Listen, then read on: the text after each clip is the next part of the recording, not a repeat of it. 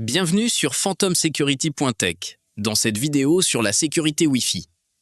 Le Wi-Fi est aujourd'hui omniprésent dans les entreprises, les hôpitaux, les administrations. Et pourtant, il reste l'une des surfaces d'attaque les plus sous-estimées. Dans ce cours, nous allons passer en revue l'évolution des standards de chiffrement sans fil, du plus ancien au plus récent. Et surtout, nous allons voir concrètement comment ces protocoles se traduisent dans vos logs, dans vos alertes et dans votre travail quotidien en tant que défenseur. La sécurité Wi-Fi n'a pas toujours ressemblé à ce qu'elle est aujourd'hui. Elle s'est construite progressivement en réaction aux failles découvertes sur le terrain. Tout commence en 1999 avec le WEP, le Wired Equivalent Privacy. L'idée était simple. Offrir une confidentialité comparable à celle d'un réseau filaire. Mais le WEP utilisait une clé statique, c'est-à-dire que chaque trame envoyée sur le réseau utilisait exactement la même clé. Résultat, en analysant suffisamment de trames, un attaquant pouvait reconstituer cette clé sans effort particulier. WEP est aujourd'hui totalement obsolète. En 2003, le WPA arrive en urgence comme solution transitoire. Il introduit le TKIP, une clé différente par paquet. C'est mieux, mais la puissance de calcul moderne a rattrapé ce mécanisme. WPA reste faible. En 2004, le WPA2, aussi appelé 802.11i, devient le standard. Il remplace TKIP par CCMP et utilise l'AES en 128 bits. C'est le protocole le plus répandu aujourd'hui, disponible en mode personnel avec une clé partagée ou en mode entreprise avec un serveur Radius. Enfin, en 2018, le WPA3 introduit le SAE, Simultaneous Authentication of Equals, qui élimine les attaques par dictionnaire et monte à 192 bits en mode entreprise. C'est le meilleur standard disponible à ce jour. Retenez bien ce message en bas de slide. Si vous détectez du WEP ou du WPA TKIP dans vos logs, c'est un signal d'alarme immédiat. Ce n'est pas normal et ça nécessite une investigation. Entrons maintenant dans le détail du WEP. Et voyons pourquoi ce protocole est absolument à bannir de tout environnement. Et pourquoi, en tant qu'analyste, sa présence dans vos logs doit immédiatement vous alerter. Première faiblesse, la clé statique.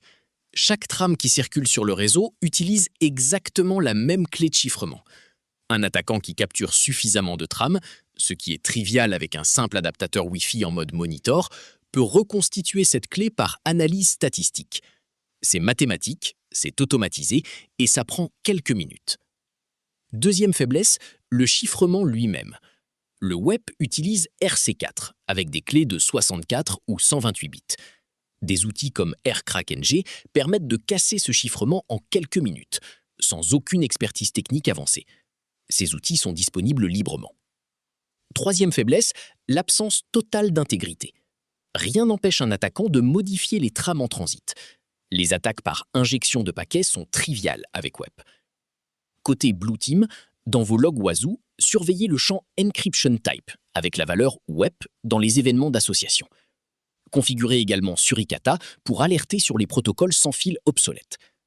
Et retenez cette règle simple.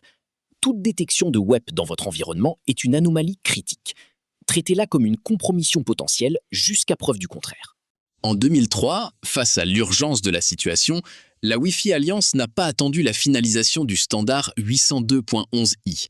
Elle a sorti le WPA comme solution transitoire, un patch d'urgence déployable sur le matériel WEP existant via simple mise à jour firmware. La grande nouveauté du WPA, c'est le TKIP, le Temporal Key Integrity Protocol.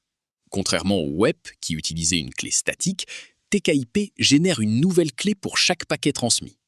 En théorie, si un attaquant capture une trame, la clé a déjà changé avant qu'il puisse l'exploiter. Regardez le graphique sur cette slide. On voit clairement que WPA TKIP représente une amélioration par rapport au WEP en termes de clés par paquet, mais il reste dans la zone de basse sécurité. Pourquoi ?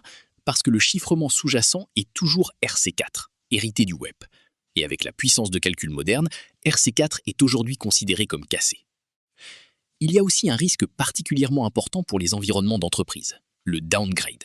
Des équipements legacy peuvent forcer un réseau WPA2 à négocier en WPA TKIP, réduisant drastiquement la sécurité globale du réseau et souvent sans que personne ne s'en aperçoive. Côté SOC, Surveillez dans Wazoo et Suricata les événements d'associations Wi-Fi mentionnant WPA sans AES. C'est une alerte moyenne à investiguer. Identifiez quel équipement impose ce downgrade. C'est lui votre point faible. Nous arrivons maintenant au standard qui domine les réseaux sans fil aujourd'hui, le WPA2, aussi connu sous sa référence I3E officielle, le 802.11i. Sa première grande avancée, c'est le remplacement de TKIP par CCMP, le Counter Mode CBC MAC Protocol. Et surtout, CCMP repose sur l'AES en 128 bits, le chiffrement symétrique le plus robuste disponible à ce jour. On ne parle plus de RC4 hérité du web, on est sur une base cryptographique solide. WPA2 propose deux modes d'authentification. Le premier, le mode PSK, Pre-Shared Key, utilise un mot de passe partagé entre tous les utilisateurs. C'est simple à déployer, adapté aux petites structures et aux réseaux domestiques, mais attention, si ce mot de passe est compromis, c'est l'ensemble de l'accès réseau qui l'est. Le deuxième mode, Enterprise, s'appuie sur le protocole 802.1x avec un serveur Radius. Chaque utilisateur possède ses propres identifiants. C'est ce mode qui est recommandé en environnement professionnel, parce qu'il offre une traçabilité individuelle et une gestion centralisée des accès. Côté Blue Team, vérifiez systématiquement dans vos logs d'association Wi-Fi que le champ Cipher Suite indique bien AES CCMP. Surveillez toute tentative de downgrade attaque, c'est-à-dire un client qui tente de forcer une connexion en WPA ou en WP au lieu de WPA2. Et si un access point diffuse en WPA2 TKIP au lieu de WPA2 AES, c'est une anomalie à corriger immédiatement. Parlons maintenant du WPA3, le standard le plus récent et le plus robuste disponible aujourd'hui. Sa grande innovation, c'est le SAE, Simultaneous Authentication of Equals. Regardez le comparatif sur cette slide. Avec WPA2, l'authentification repose sur un PSK vulnérable aux attaques par dictionnaire. Avec WPA3 et le SAE, ce problème est éliminé. L'échange de clés se fait entre l'access point et le client de façon cryptographiquement sécurisée, sans exposer le mot de passe au risque d'être capturé et craqué hors ligne. Autre amélioration majeure, le forward secrecy. Avec WPA2, si un attaquant enregistre du trafic chiffré et découvre la clé plus tard, il peut déchiffrer toutes les sessions passées. Avec WPA3, chaque session génère ses propres clés. Les sessions passées restent protégées même si la clé est compromise. Côté chiffrement, 128 bits en mode personnel, 192 bits en mode entreprise. Et la résistance au brute force est nettement supérieure à WPA2. Mais attention, WPA3 a un talon d'Achille, la rétrocompatibilité. Un access point WPA3 peut être dégradé par un client WPA2 via le Transition Mode, et c'est exactement là que les attaquants peuvent frapper. Côté Blue Team, surveillez dans Wazoo les connexions en mode WPA3 Transition Mode. Créez une règle qui alerte sur tout événement d'association passant de WPA3 à WPA2 sans raison légitime. C'est le signe possible d'une attaque de downgrade volontaire en ligne. Maintenant que nous avons vu les standards de chiffrement, parlons des méthodes d'authentification. Et c'est ici que la différence entre un réseau domestique et un réseau d'entreprise devient vraiment concrète. Le premier mode, c'est le PSK, Pre-Shared Key. Un mot de passe unique, partagé entre tous les utilisateurs du réseau. Simple à déployer, aucune infrastructure supplémentaire requise, c'est ce que vous utilisez chez vous et ce que l'on retrouve dans les petites entreprises. Mais en environnement professionnel, le PSK pose un problème fondamental. La traçabilité individuelle est impossible. Si 10 personnes partagent le même mot de passe Wi-Fi et qu'un incident se produit, vous ne pouvez pas savoir lequel des 10 utilisateurs était connecté. Et si ce mot de passe est compromis, que ce soit par une fuite, un ancien employé ou une attaque, c'est tout le réseau qui est exposé, pour tout le monde, immédiatement. C'est pourquoi en entreprise, on utilise le mode Enterprise, basé sur 802.1x et un serveur Radius. Regardez le flux sur cette slide. Quand un client tente de se connecter, l'access point ferme le port réseau et transmet les identifiants au serveur Radius. Ce serveur vérifie, autorise ou refuse.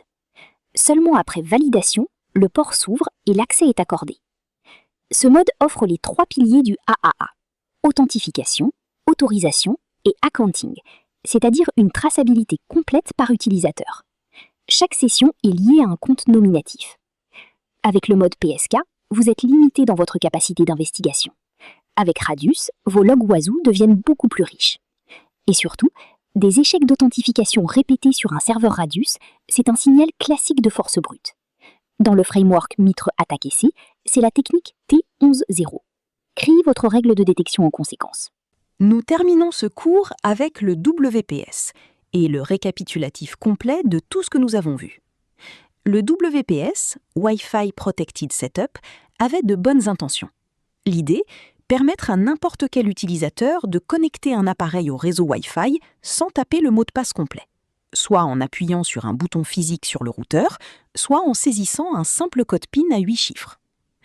Mais voilà le problème. Ce PIN à 8 chiffres est vérifié en 2 parties séparées. Ce découpage réduit drastiquement le nombre de combinaisons à tester, de 100 millions à moins de 11 000 tentatives. Des outils comme River ou Bully automatisent cette attaque. Résultat, le mot de passe Wi-Fi complet peut être récupéré en quelques heures, même sans connaître le PSK.